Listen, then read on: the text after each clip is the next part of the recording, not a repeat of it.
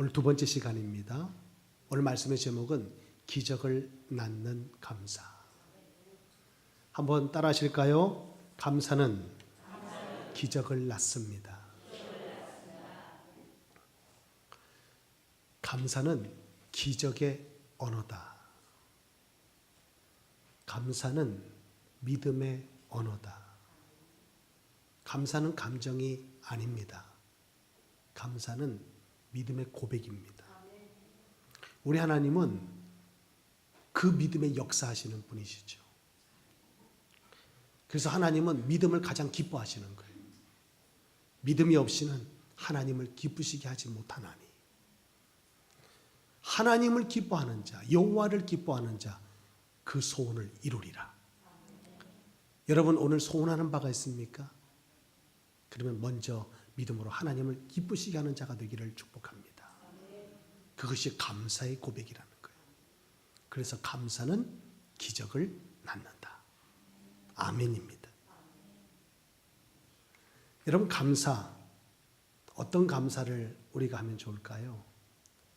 지난 한 주간 여러분 살아보시니까 어떻게 생각하면 할수록 감사가 되던가요? 아니면 생각하면 생각할수록 염려가 되던가요?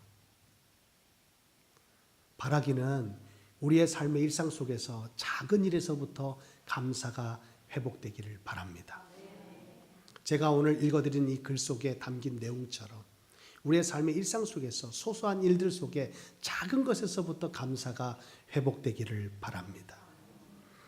내 손에 펜 한 자루를 쥘 수 있다면 그것이 바로 감사입니다. 그 펜으로 그림도 그릴 수 있고 사랑의 편지도 쓸 수 있기 때문입니다. 내 입으로 말 한마디 할 수 있다면 그것이 바로 감사입니다. 그 입으로 사랑의 말을 할 수 있고 주님을 찬양할 수 있기 때문입니다. 내 발에 한 켤레의 신발을 신을 수 있다면 그것이 바로 감사입니다.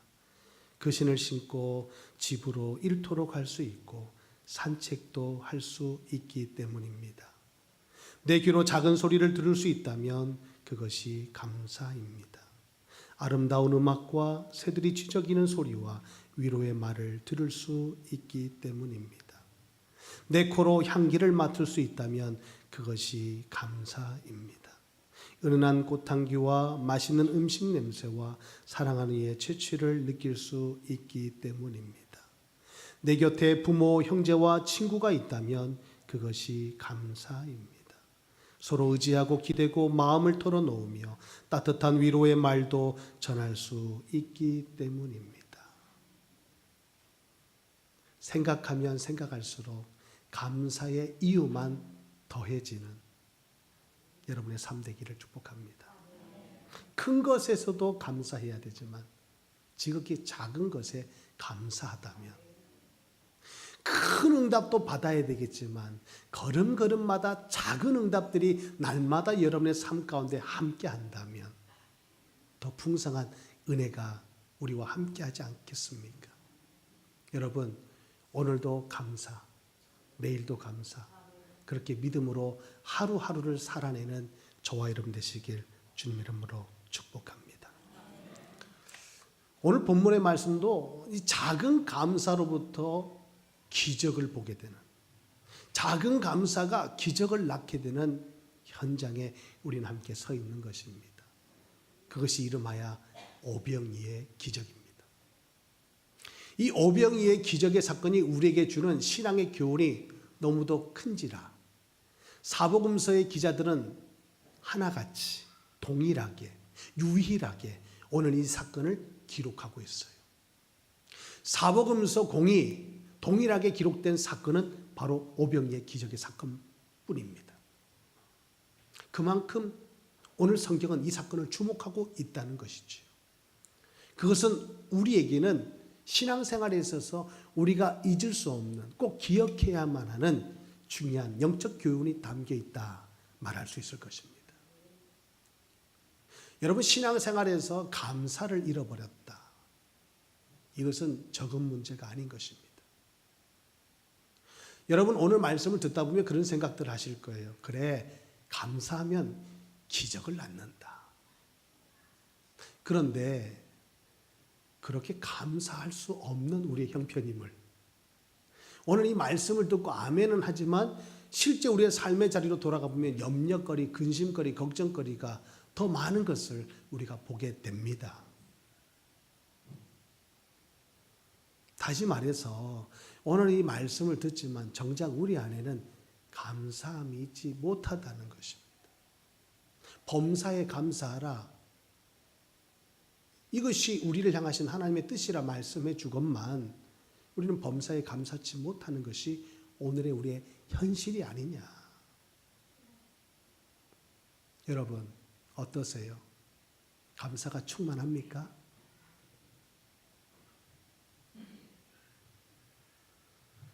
입술의 감사도 중요합니다. 믿음의 고백이니까. 그런데 더 중요한 것은 우리의 마음에서부터 우러나오는 감사 아니겠어요? 더 깊은 자리로 들어가 보면 우리의 영혼의 감사가 있어야 되지 않냐 이거예요. 그렇다면 이것은 단순히 말씀을 받는 것으로 끝나는 것이 아니라 이 말씀에 비추어서 내 영적 상태를 점검하는 시간이 되어야 합니다. 오늘 이 시간은 내 내면의 상태, 마음의 상태를 우리는 돌아봐야 한다는 거예요. 그 자리에, 그곳에 진정 감사함이 있는가? 그때 우리의 삶에 감사의 고백이 있게 되는 것이지요. 우리 아이들 정신 상태를 보려면 가방에 정리된 상태를 보면 안답니다.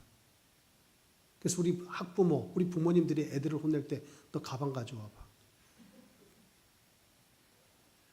아니, 다른 일 때문에 걸려가지고 지금 혼나는데 언제나 우리 부모들은 리듬을 타잖아요. 한번 혼내다가 사실은 한 가지 때문에 혼나다가 옛날에 과거까지도 다 들춰가지고 어제 일, 그제 일까지 다 싸잡아서 혼내는 경우가 있다라는 것이죠. 그렇게 우리 혼났잖아요. 그래서 혼내면서 화가 나는 거예요. 우리 부모님들이 혼내다가 화가 나는 거예요. 그래서 그 흐름을 타고 리듬을 타다가 더 혼내는 거죠. 그러다 마지막 가서는 너 가방 가져와. 그러면 이제 완전히 박살 나는 거예요. 왜? 가방 상태가 이거 완전히 뭐. 그런데 그 가방 정리 상태가 우리 아이의 정신 상태다라고 보는 것입니다. 아닙니까? 아이들의 책상의 정리 상태, 그 방의 정리 정돈 상태가 그 아이의 마음의 상태일 수 있다라는 것이지요. 여러분, 오늘 말씀의 본론으로 들어가기 전에 그래, 감사는 기적을 낳는다. 좋습니다. 그렇다면 우리의 내면의 상태에 내 영혼의 상태가 오늘 감사할 수 있는 상태인가? 이 점을 먼저 봐야 된다는 거예요. 가방을 들추어서 가방 안에 뭐가 들어있는지 보는 것처럼.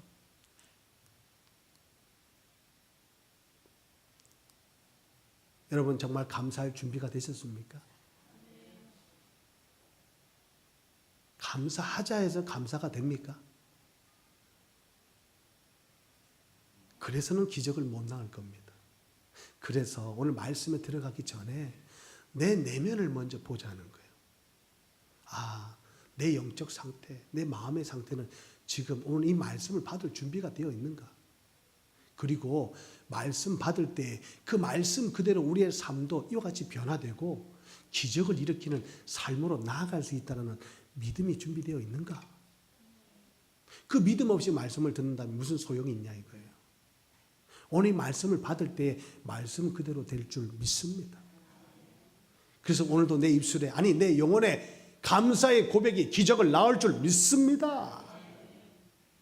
우리는 확인해야 할 것입니다. 이 영적인 상태와 우리는 밀접한 관계가 있는 게 있어요. 그게 뭐냐? 말씀의 정리 상태입니다. 여러분, 말씀이 잘 정리가 되어 있는 사람은 영적 상태가 바로 서 있는 거죠. 그런데 말씀을 숱한 세월 동안 말씀을 들어왔지만 내 안에 정리가 안 돼 있다면 마치 엉클어져 있는 정리정돈되지 않는 방 상태, 책상, 가방 상태처럼 우리의 내면이, 우리의 영혼이 말씀을 숱하게 들어왔지만 정리가 안 돼 있다. 너무도 복잡하게 헝클어져 있는 말씀이라면 우리의 영적 상태가 바로 서 있다 말할 수 없을 거예요. 연합 예배 때 제게 올라오는 보고 중에 하나가 우리 교회 학교 언약 노트입니다. 우리 아이들에게, 우리 교사들에게 제가 지시한 바 하나가 있어요. 아이들 예배 시간에 말씀을 기록하게 하라. 그리고 한 달에 한 번 연합 예배 때 그걸 다 수고해서 나한테 제출하라. 저는 그 아이들과 함께 예배 드리지 않아요. 한 달에 한 번 연합 예배 때만 봅니다. 그런데 평상시 예배를 어떻게 드리는지 언약 노트만 보면 다 보여요. 여러분, 말씀을 정리한다는 것이 얼마나 중요한지 모릅니다. 우리가 어른이라고 해서 말씀을 잘 듣습니까? 아이라고 해서 말씀을 잘 못 듣습니까? 그렇지 않아요. 여러분도 이한 씨가 말씀을 듣는 가운데 우리의 영혼이 그 말씀에 잘 새겨져서, 귀로 듣는 말씀 아니요, 내 신비 가슴에 새겨지는 여러분 언약의 말씀 되어서 그 말씀이 정리되는 상태가 우리의 영혼의 상태가 되고, 그곳에 감사의 꽃이 피어나고 감사의 열매가 맺히는 은혜가 있게 되기를 바랍니다. 아멘입니다. 이 영적 상태와 말씀의 정리에 대해서는 다음 주간에 좀 더 깊이 더 묵상하는 시간을 갖기로 하고, 오늘 이 본문의 말씀에 은혜를 함께 나누고자 합니다. 말씀의 은혜를 나누기 전에 요한복음 4장의 말씀을 한번 우리가 앞장으로 건너가 봤으면 좋겠어요. 여러분, 갈릴리 가나에 예수님께서 행하셨던 표적을 우리는 기억합니다. 혼례잔치에 있었던 물이 변하여 포도주 된 사건, 첫 표적이에요. 그런데 오늘 요한복음 4장 46절 이하에 보면 두 번째 표적, 54절 그렇게 말씀하고 있죠. 이것은 예수께서 유대에서 갈릴리로 오신 후에 행하신 두 번째 표적이니라. 두 번째 표적에 대한 말씀이 나와 있어요. 그 표적이 뭐냐? 왕의 신하의 아들을 고쳐주신 사건이에요. 왕의 신하의 아들이 죽어갑니다. 가버나움에 있어요. 오늘 예수님께서는 갈릴리 가나에 이르셨습니다. 이곳은 어디냐? 물로 포도주를 만드신 곳이라 46절에 말씀하고 있죠. 왕의 신하가 있습니다. 그의 아들이 가버나움에서 병들어 죽어갑니다. 그게 예수께서 유대로부터 갈릴리에 오셨다는 것을 듣고 달려가서 그분께 청합니다. 예수님께 청하는 거예요. 내려오셔서 내 아들의 병을 고쳐달라고. 내 아들이 거의 죽게 되었다고. 48절에 예수님께서 말합니다. 너희는 표적과 기사를 보지 못하면 도무지 믿지 아니하리라. 표적과 기사를 보지 못하면 도무지 믿지 아니하리라. 말씀을 들으면 우리에게 이 믿음이 나야 되는데 오늘도 여전히 우리는 보지 않으면 못 믿어요. 표적과 기사를 보지 못하면 너희는 믿지 못하리라. 그때 신하가 이렇게 말합니다. 주여, 내 아이가 죽기 전에 내려오소서. 예수님 말씀하세요. 가라, 내 아들이 살아있다. 주님은 가시지 않았어요. 말씀하신 것입니다. 가라, 내 아들이 살아있다. 예수님을 지금 모시려고 찾아왔던 왕의 신하는 그 말씀을 받을 때 어떻게 받습니까? 50절 뒷 말씀 보세요. 그 사람이 예수께서 하신 말씀을 믿고 가더니. 예수님을 지금 모시고 가야 되는데 예수님을 모시지 못하고 예수님의 말씀만 듣고 가는 거예요. 그런데 어떻게 갑니까? 믿고 가더니. 내려가는 길에서 그 종들이 올라옵니다. 주인을 만납니다. 만나서 아이가 살아났다고, 살아있다고 말합니다. 묻습니다. 그 낫기 시작한 때를. 언제 그렇게 낳았냐고. 지금 바로 지금 사경을 헤매고 죽기 직전에 있는 내 아들이 언제 낫기 시작했냐고. 그때를 묻습니다. 그러니 어제 7시에 열기가 떨어졌다. 종이 말합니다. 그의 아버지가 예수께서 내 아들이 살아있다. 내 아들이 살아있다. 말씀하신 그때인 줄 알고 자기와 그 온 집안이 다 믿으니라. 여러분, 오늘 이한 시간 우리가 말씀 받을 때에 우리 가운데도 이런 역사가 있게 되기를 축복합니다. 말씀을 주실 때에 그 말씀을 믿고 나아가면 말씀하신 때에 그때에 그 아들이 고침을 받고 나음을 입었던 것처럼 우리에게는 어떤 형편과 어떤 상황이 있는 줄 모릅니다. 저는 모릅니다. 그러나 주님은 아십니다. 오늘 이 말씀, 함께 나누는 이 말씀, 오늘도 여전히 주님 우리에게 표적을 나타내시는데, 오늘 이 말씀 믿음으로 받을 때에, 말씀 받는 이때에 여러분의 삶의 현장에 두고 온 모든 곳에 간절한 기도 속에 있는 그 제목들이 오늘 이 같은 그 역사 속에서 회복되는 은혜가 있게 되기를 주님 이름으로 축복하는 것입니다. 믿습니까? 그런 일들이 일어날 줄 믿습니까? 그렇다면 감사할 수 있지 않을까요? 그래서 믿음 따라 감사하는 거예요. 믿음의 감사가 따라 붙는 거예요. 근데 믿지 못하니까 염려, 근심, 걱정, 불평, 원망. 왜? 믿음이 없는 문제예요. 그런데 오늘 이 시간 이 왕의 신하와 같이 믿고 가니까 역사를 보잖아요. 그랬더니 그들이 온 집안이 믿었더라. 그럼 여기는 감사가 없잖아요. 성경에 감사란 단어를 어디 쓰고 있어요? 그런데 감사와 기쁨과 찬양이 오늘 이 집안에 가득했더라. 우리는 그 말씀 사이에 행간해서 이 글을 읽는 겁니다. 여러분의 삶 가운데 그 말씀의 역사의 체험이 있을 때 이제는 저절로 우리의 영혼 깊은 곳에서 감사가 터져 나오는 거죠. 이런 은혜, 이런 감사가 기적을 낳는다는 것입니다. 여러분, 그렇다면 오늘도 믿음과 감사로 나아갈 때 기적을 보게 될 것이다. 그래서 감사는 기적을 낳는다는 거예요. 오늘 이 본문의 말씀으로 우리는 다시금 돌아옵니다. 오병이의 기적의 사건이에요. 어린 아이의 도시락이 5,000명을 먹이고도 12광주리가 남는 기적. 이 기적을 행하시기 전에 주님이 먼저 하신 일이 있다는 거예요. 그게 뭡니까? 그게 감사라는 거예요. 감사. 오늘 성경에는 축사라고 말씀하고 있어요. 이 축사라는 말을 뒤에 우리가 다시 살피겠지만, 다시 말하면 감사 기도를 올렸다는 거예요.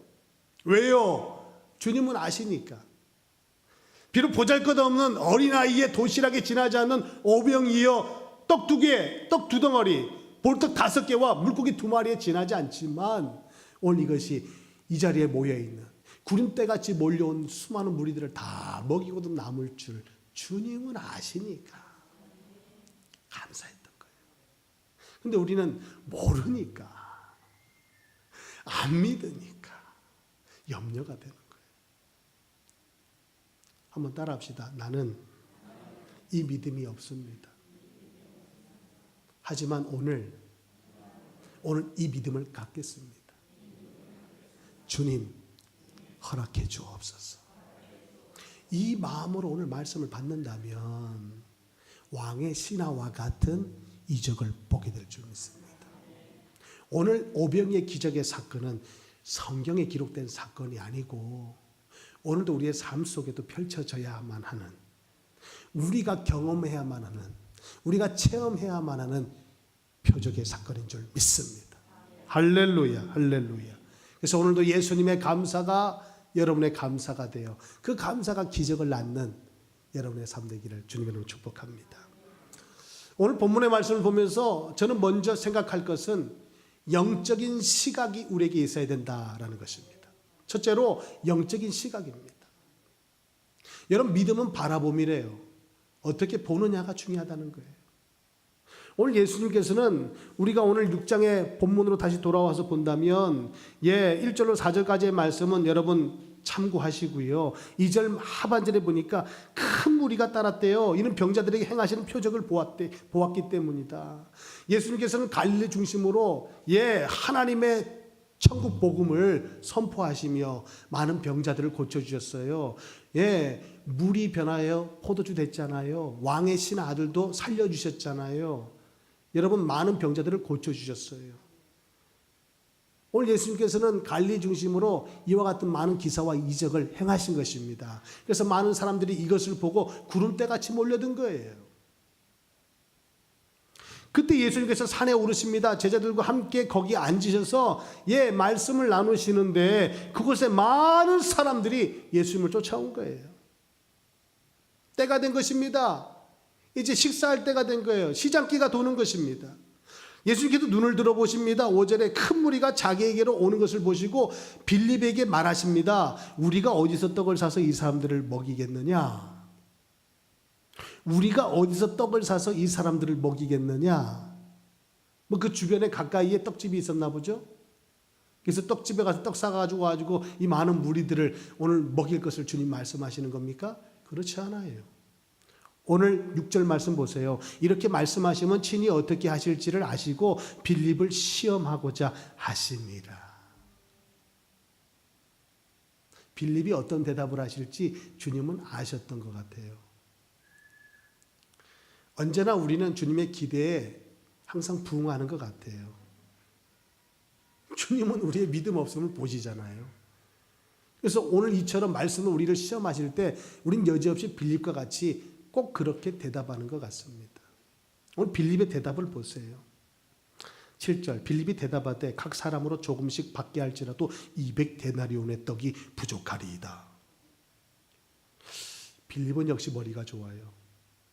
머리가 좋은 사람은 계산이 빨라요. 한 번 보면 딱 답이 나옵니다. 안 됩니다.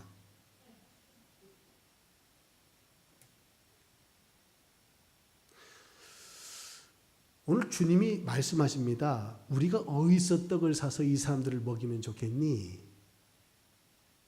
정말 떡을 사려고 말씀하신 걸까요? 오늘 빌립의 믿음을 달아보시는 거예요. 이 상황 앞에서, 이 문제 앞에서. 빌립이 누굽니까? 예수님이 이적과 기사를 행하실 때 바로 주님 곁에서 함께했던, 동행했던 자가 아닙니까? 그러면 당연히 무슨 말을 해야 돼요? 주님은 물로 포도주를 만드신 분 아닙니까?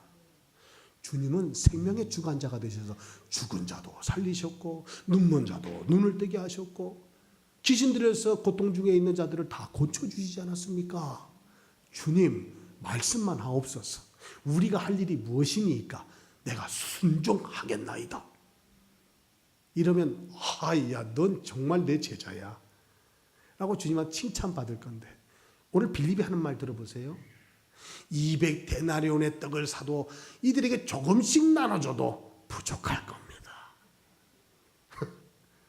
이게 우리의 고백 아닙니까? 따라합시다. 계산하면 부족할 뿐이다. 우리 얼마나 계산하고 삽니까? 얼마나 계산해요? 얼마나 계산돼요? 아, 이러면 저러고 저러면 이렇지 그러면 그렇지 라고 우리는 숱하게 계산을 하고 사는 듯 보입니다. 그래서 뭔가 좀 남아야 되는데 남는 건커녕 늘 부족하지 않아요? 그 이유를 오늘 성경은 우리에게 가르쳐 줍니다. 계산해서 그렇다 이거예요. 여러분 그렇게 철두철미하게 계산해서 늘 부족한 인생 사시고 싶으세요? 아니면 대책 없이 주책 떨며 살면서 남아도는 인생 살고 싶으세요? 주책 떨면 주님이 책임지신답니다. 아멘입니까? 대책 마련하지 마세요. 대책은 주님이 세우세요. 할렐루야. 그래야 남는 인생이 되는데, 그래서 나눌 수 있는 인생이 되는데 아무리 계산을 하고 수판을 두들겨 봐도 우리는 늘 부족해요. 그래서 안 돼요. 빌립처럼. 오늘 주님 우리에게 말씀하신 것은 계산해 보라고 지금 말씀하신 게 아니에요. 오늘 이 말씀 앞에 네가 믿음으로 반응할 수 있냐 없냐는 거예요. 왕의 하인이 말씀 어떻게 받았습니까? 믿고 갔다잖아요. 아, 주님이 함께 가셔야 돼요. 아들이 사는데 어떻게든지 때를 써서든지 주님을 모시고 가야 되는데 어찌 된 게 그렇게 주님을 모시러 왔다가 말씀하시니까 말씀을 믿고 가냐 이거예요. 여러분 같으면 어떻게 하시겠어요? 그렇게 다급한 상황에 주님이 마땅히 가셔야 되지 않습니까? 내가 원하는 그 자리로 가버나움으로 내 아들이 지금 병들어 지금 죽기 직전에 있는 그곳으로 주님이 가셔야 마땅한 거 아니에요? 주님은 가시지 않고 말씀만 하십니까? 우린 주님을 책망할 거예요. 주님을 탓할 것입니다. 그런데 왕의 하인은 그 말씀을 믿고 갔더라. 이스라엘의 최고의 믿음, 백부장의 믿음을 기억합니다. 주님이 가시기는 것 부담됩니다. 말씀만 하옵소서. 여러분, 이 믿음 우리의 믿음이면 어떨까요? 빌립처럼 계산해서 부족한 인생 살지 말고 오늘 안드레처럼 주님의 말씀에 우리가 수종 들고 순종하며 나아갈 수 있기를 축복합니다. 8절, 제자 중 하나 곧 시몬 베드로의 형제 안드레가 예수께 여쭤봅니다. 여기 한 아이가 있어 보리떡 5개와 물고기 2마리를 가지고 있습니다. 그러나 그것이 이 많은 사람에게 얼마나 되겠사옵나이까. 나름대로 빌립보다 나아요. 계산하고 부족하다, 안 된다고 말하지 않고 그래도 찾아봤어요. 찾다 보니까 어린아이 도시락을 가지고 있는 거예요. 물고기 2마리와 보리떡 5개를 딱 보따리에 보자기에 싸서 가져온 거예요. 그걸 발견한 거예요. 그것을 주님 앞에 내놓은 겁니다. 그런데 이것 가지고 이 많은 사람들 어떻게 감당할 수 있겠습니까, 주님? 나름대로 액션은 좋았어요. 반응도 좋아요. 빌립보다 나아요. 그런데 역시 믿음이 없다. 어떤 믿음이 없을까요? 주님이 주님 되심을 믿지 못하고 있다. 봐놓고도, 그 능력을 행하시는 것을 봐놓고도 오늘 이렇게 말하고 있다. 이거는 빌립의 모습 아닙니다. 안드레의 모습만 아닙니다. 곧 우리의 모습이기도 합니다. 이게 우리의 영적 상태라는 거예요. 말씀을 받는데 누구는 계산으로 가고, 말씀을 받고 움직이긴 하는데 또 믿음 없이 불신앙에 빠지고, 그리고 염려에 빠지는 거예요. 해놓고도. 그런데 우리 주님은 어떤 분이십니까? 이것을 통해서 기적을 행하시는 분이에요. 여러분 한번 자신에게 진짜 한번 물어봅시다. 예수님이 누구십니까? 여러분의 인생에 예수님이 누구십니까?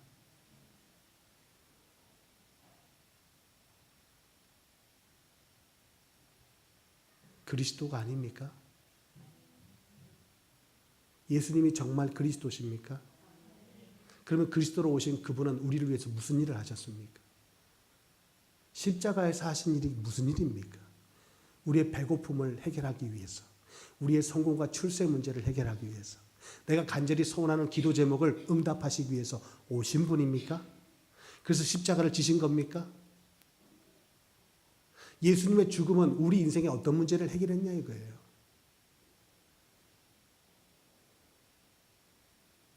여러분 오늘 그 믿음 가지고 이 자리에 앉아 계시지 않습니까?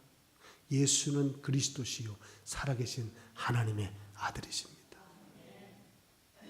그러면 그분이 이 시간 내 안에 성령으로 와 계신다는 사실을 우리가 믿는데, 나와 함께 하시는데, 오늘 빌립과 안드레와 함께 하셨던 주님이 오늘 저와 여러분에게 성령으로 와 계셔서 함께 하시는 줄 믿는데, 오늘도 우리는 문제 앞에서 계산하고 있거나 염려하고 있거나 걱정하고 있지 않냐 이거예요. 오늘 말씀에 비춰보니까 제가 딱 그러고 있더라고. 제가. 여러분은 어떻습니까? 그 문제가 작든 크든, 집안일이든 교회 일이든 아니면 직장 일이든 어떤 일이든 간에 그 문제 앞에서 여러분은 어떻게 서 계십니까? 오늘 이거를 보라는 거예요. 이거를 봐야 합니다. 믿음의 선진들이 우리에게 주는 그의 삶의 교훈은 무엇입니까? 다니엘은 그 믿음이 있었다는 거예요. 야, 이스라엘이 멸망을 당했어. 예루살렘 성전이 다 무너졌어. 짓밟혔어. 언약의 백성이라 떠들어대는 너희들은 다 포로로 끌려온 거야. 하나님은 없어. 너가 믿는 하나님은 죽었어.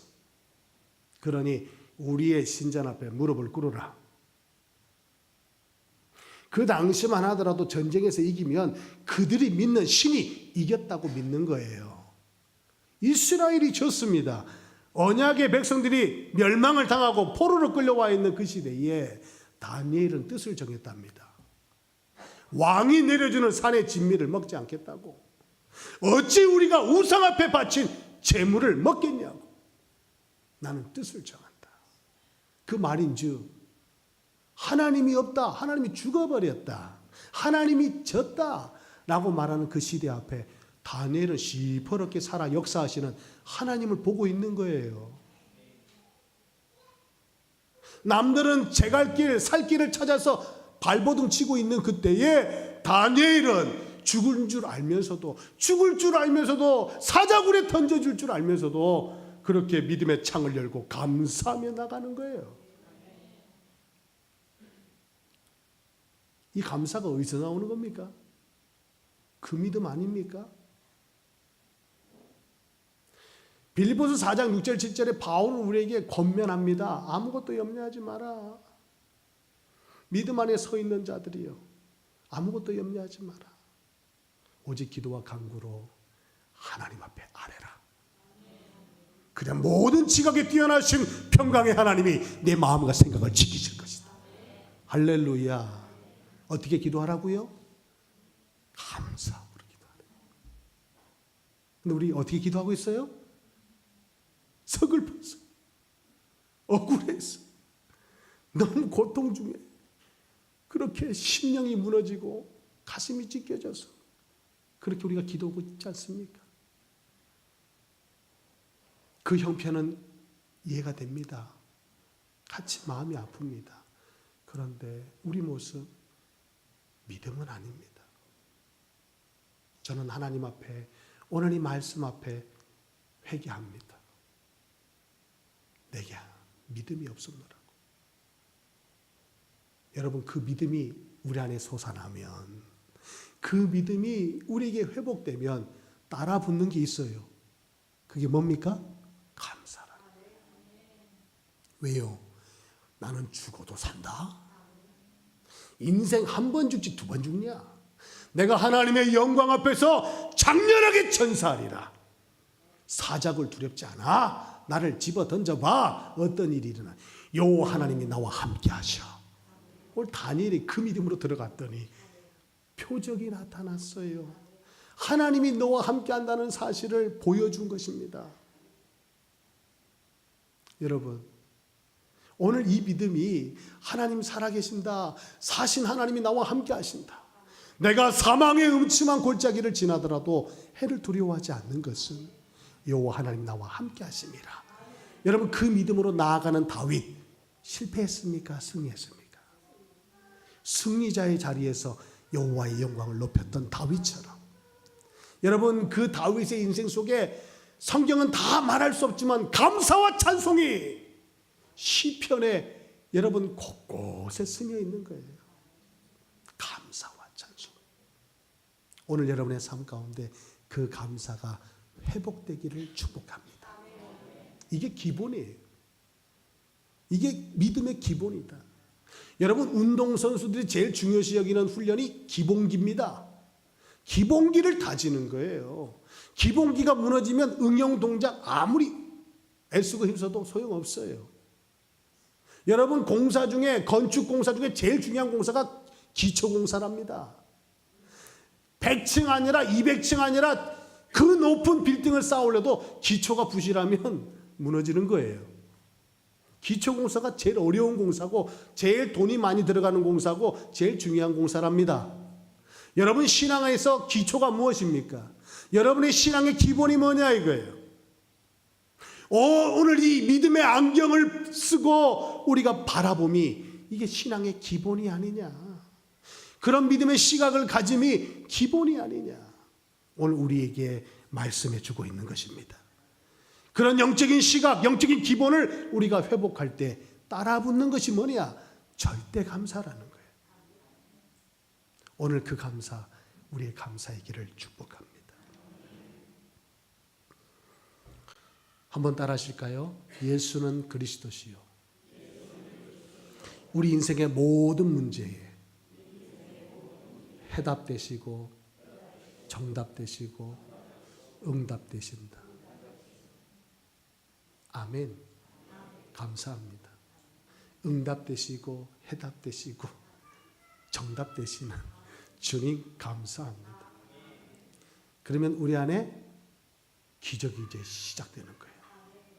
그래서 오늘 감사는 기적을 낳는다.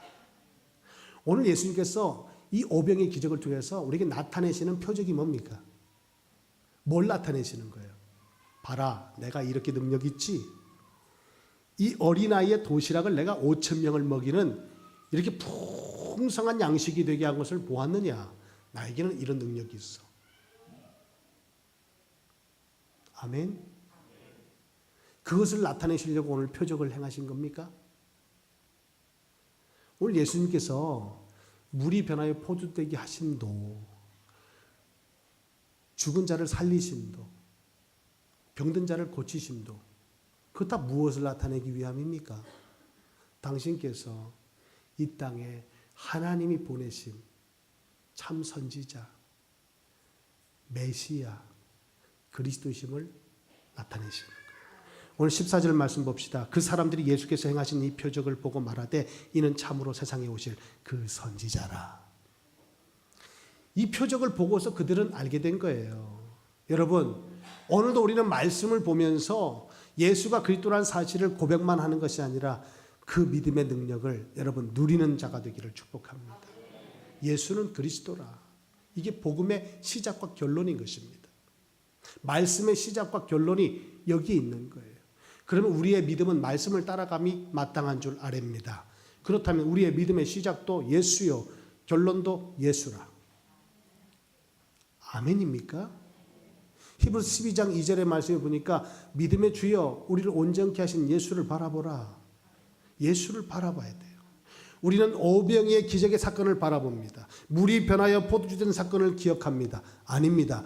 그 이적을 행하신, 그 표적을 우리에게 나타내신 예수를 바라봐야 돼요. 아멘입니까? 예수를 향한 믿음이 있다면 우리 안에 감사가 회복된다는 거예요. 하나님이 하나님이심을 인정함이 감사의 믿음의 고백인 것입니다. 예수를 그리스도라 고백함이 믿음이요 감사라는 것을 우리는 잊지 말아야 합니다. 그 감사가 기적을 낳는다는 거예요. 그 감사. 오늘 35절 말씀 보세요. 요한복음 6장 35절 예수께서 이르시되 나는 생명의 떡이니 내게 오는 자는 결코 줄이지 아니할 터이요 나를 믿는 자는 영원히 목마르지 아니하리라. 오늘 예수님께서 오병의 기적의 사건을 행하시면서 기적을 행하시면서 말씀하시는 게 뭐예요? 너희는 육신의 떡을 먹기 위해서 배부르기 위해서 나를 쫓아오지만 아니야. 나는 육신의 양식이 되기 위해서 이 땅에 온 것이 아니라 너에게 영혼의 양식이 되기 위해서 참 생명의 떡이 되기 위해서 왔단다. 내가 생명의 떡이야. 오병이의 기적의 사건을 통해서 주님은 이렇게 말씀하고 계시는 거예요. 그런데 오늘도 우리는 예수님을 찾고 하나님을 찾는 이유가 어디 있습니까? 26절 말씀 보세요. 예수께서 대답하여 이르시되 내가 진실로 진실로 너희에게 이르노니 너희가 나를 찾는 것은 표적을 본 까닭이 아니요 떡을 먹고 배부른 까닭이로다. 썩을 양식을 위하여 일하지 말고 영생하도록 있는 양식을 위하여 하라. 이 양식은 인자가 너희에게 주리니 인자는 아버지 하나님께서 인치신 자니라. 여러분 육신의 양식을 위해서 오늘도 하나님을 찾으십니까? 아니면 이 표적을 보고 예수를 그리스도라 믿고 오늘 주님을 따르십니까? 오늘 이것이 우리에게 주는 메시지인 것입니다. 오늘 우리는 이 기적의 사건이 어디서부터 일어났는지 알고 있어요. 11절 예수께서 떡을 가져와 축사하신 후에 앉아있는 자들에게 나눠주시고 물고기도 그렇게 그들에게 원대로 주시니라. 이 기적의 역사는 예수님의 축사의 손길로부터 시작됨을 알 수 있어요. 이 기적의 원리는 말씀을 듣고 순종의 걸음으로 시작된 것입니다. 안드레가 움직였어요. 어린아이 도식을 찾았어요. 그 도시락을 주님 앞에 내놨어요. 이 모든 것이 기적의 원리입니다. 주님은 이 원리를 따라 기적을 행하신 거예요. 물이 변화에 포도주 된 사건도 마찬가지죠. 말씀으로 받고 무슨 말씀을 하시든지 그대로 했던 하인들의 순종이 기적을 낳은 것입니다. 여러분, 말씀이 말씀되게 하면 순종에 있다는 사실을 기억하십시오. 이것이 믿음의 시작이요 기적의 시작임을 우리는 잊지 말아야 할 것입니다. 오늘 안드레의 헌신, 섬김, 믿음의 반응이 기적의 씨앗이 됐다는 거예요. 그리고 어린아이의 보잘것없는 한 사람의 몫으로 지나지 않는 그 도시락이 5천 명을 먹이고도 12광주를 남기는 기적의 산물이 된 거예요. 여러분이 지금 주님 앞에, 교회 앞에, 하나님 앞에 드리는 보잘것없는 작은 헌신일지라도 그것을 주님은 기적의 씨앗이 되게 하실 줄 믿습니다. 여러분, 온전한 믿음이 아니었잖아요, 안드레도. 그러나 주님은 우리의 삶을 그 믿음 안에서 온전케 하시는 줄 믿습니다. 아멘입니다. 그 축사하실 때 기적이 일어났는데, 이 축사란 말을 헬라어로 유카리스테오, 이건 감사 기도를 올렸다는 거예요. 감사 기도. 작은 믿음의 반응과 헌신과 섬김에 믿음의 감사가 보태지니까 기적이 일어나는 거예요. 그런데 여러분, 오해 마세요. 내가 감사한다고 기적이 일어난다가 아닙니다. 이건 공식을 잘못 대입하신 거예요. 주님의 감사합니다. 안드레의 감사 기도가 아니라, 빌립의 감사 기도가 아니라 주님의 축사가 기적을 낳았다는 거예요.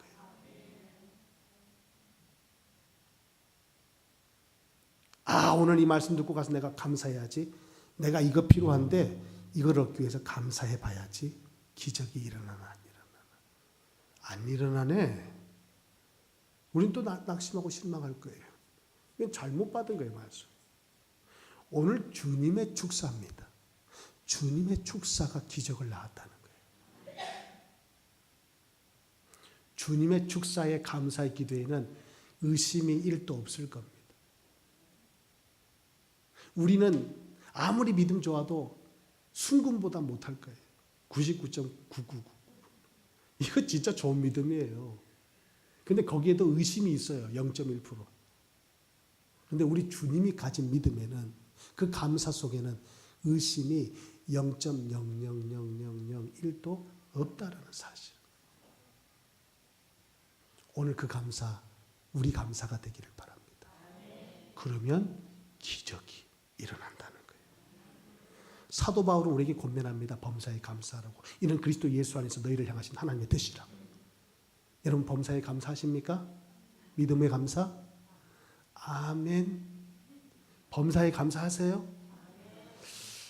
다시 묻습니다. 범사에 감사하세요?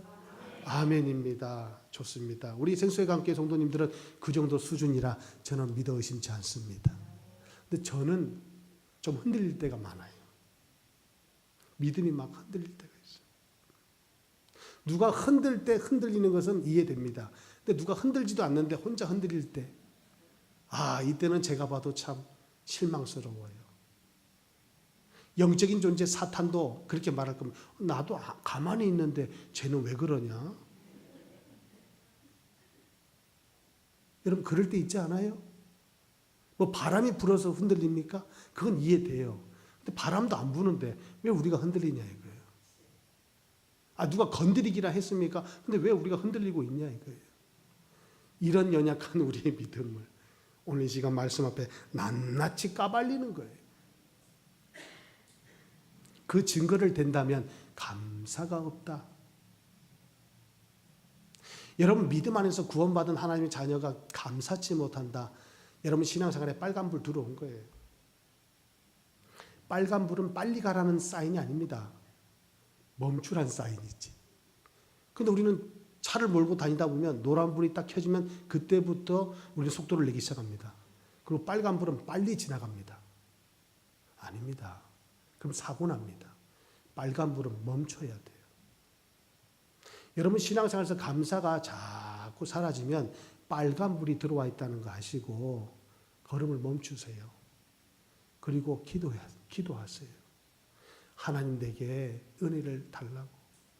다시금 이 감사가 회복될 수 있도록 믿음 달라고 여러분 기도하시길 바랍니다. 그래야 오늘 예수님을 따르는 제자와 같이 우리도 예수님의 감사가 내 감사가 되어 오늘도 오병의 기적을 이루어가는, 그래서 예수님이 그리스도라는 사실을 드러내는 이 시대의 참된 그리스도인의 삶을 살아가게 될 줄 믿습니다.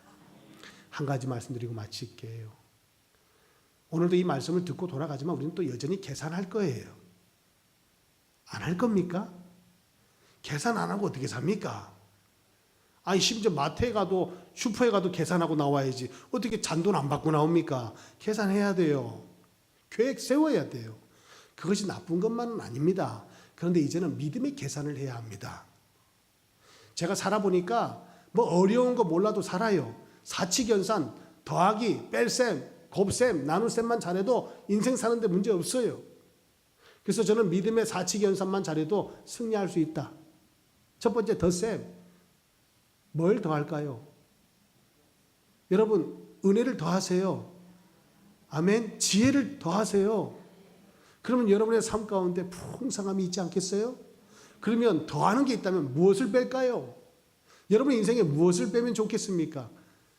원망, 불평, 근심, 염려, 걱정 빼야 되지 않겠습니까? 그것이 우리의 믿음의 쓴뿌리가 되니까요. 여러분 가지고 있는 상처 빼내지 않으면 안 돼요. 결정적일 때 그 상처 때문에 아픈 거예요. 누가 때려서 아프지 않습니다. 여러분 안에 있는 상처가 여러분을 아프게 하는 거예요. 상처는 빼내야 합니다. 빼기, 상처를 빼내십시오. 무엇을 곱할까요? 무엇을 곱할까요? 여러분 무엇을 곱해주면 그것을 내놓겠습니까? 얼마나 좋아요. 예? 내가 10,000원 헌금했더니 오늘 20,000원의 응답이 왔어요. 20,000원 헌금했더니 40,000원의 헌금이 왔어요. 그럼 여러분 다음 주에 얼마 헌금할래요? 이게 곱셈 아닙니까? 20,000원 냈더니 40,000원이 오고 40,000원 냈더니 80,000원이 오고, 예? 막 곱절로 오면은 40,000원 내니까 160,000원. 이거는 우리가 계산해 보니까 이건 계산이 안 되는 얘기예요. 혹시 여러분 믿음의 갑절로 믿음이 곱해지면 어떻게 될까요? 이보다 더 큰 응답이 있겠습니까? 그러면 우리 믿음을 곱합시다.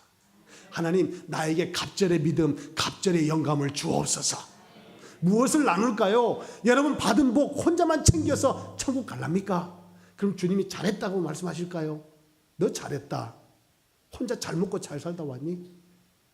그럼 칭찬 받을까요? 아니면 책망 받을까요? 우리는 받은 복을 나눠야 됩니다.